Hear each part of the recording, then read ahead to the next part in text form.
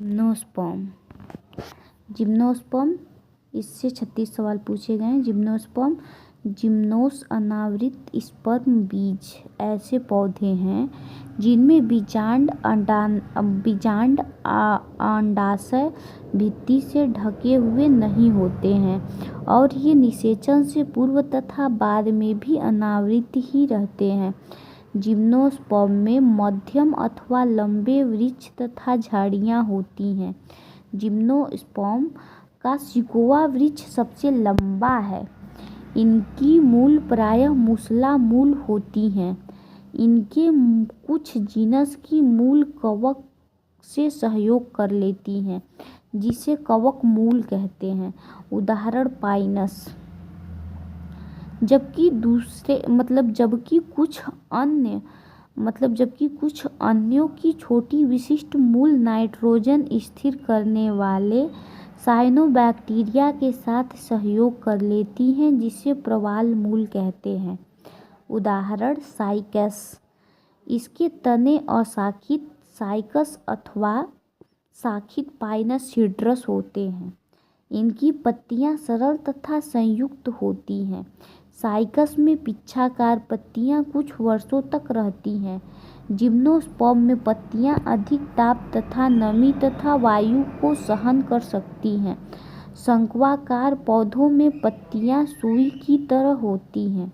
इनकी पत्तियों का सतही क्षेत्रफल कम, मोटी क्यूटिकल तथा गतिरंध्र होते हैं। इन गुणों के कारण पानी की हानि कम होती है। जिम्नोस्पर्म विषम बीजाणु होते हैं। ये अगुणित लघु बीजाणु तथा बृहद बीजाणु बनाते हैं।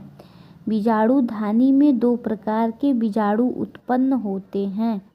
बीजाणुधानी में दो प्रकार के बीजाणु उत्पन्न होते हैं। बीजाणुधानी बीजाणुपर्ण पर होते हैं। बीजाणुपर्ण सर्पिल की तरह तने पर लगे रहते हैं। ये शलभ अथवा सघन शंकु बनाते हैं।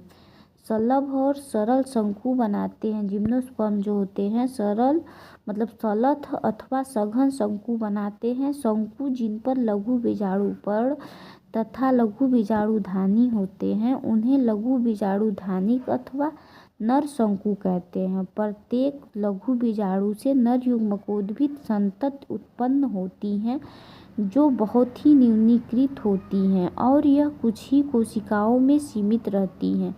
इस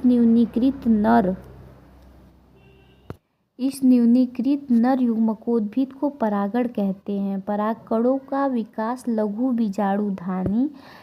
बीजाणुधानी में होता है। जिस शंकु पर गुरु बीजाणु तथा गुरु बीजाणुधानी होती है उन्हें गुरु बीजाणुधानी अथवा मादा शंकु कहते हैं। दो प्रकार के नर मादा शंकु एक ही वृक्ष पाइनस अथवा विभिन्न वृक्ष पर साइकस पर स्थित होते हैं। गुरु बीजाणु मात्र कोशिका बीजांडकाय की एक कोशिका में विभेदित हो जाता है। बीजांडकाय एक स्तर द्वारा सुरक्षित रहता है।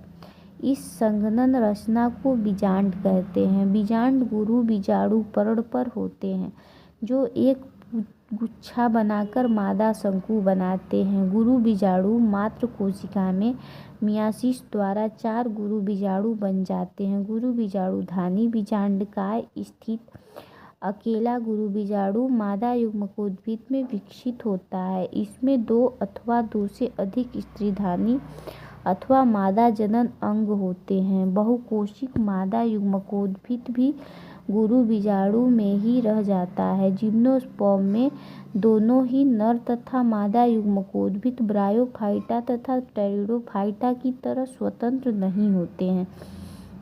स्पोरोफाइट पर बीजाणुधानी में ही रहते हैं। बीजाणुधानी के परागकण बाहर निकलते हैं।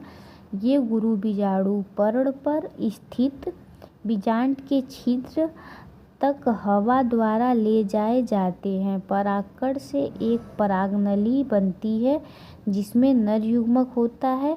यह परागनली स्त्रीधानी की ओर जाती है और वहां पर शुक्राणु छोड़ देती है। निषेचन के बाद युग्मक बनता है जिससे भ्रूण विकसित होता है और बीजांड भी बीज बनते हैं, बीज ढके हुए नहीं होते हैं।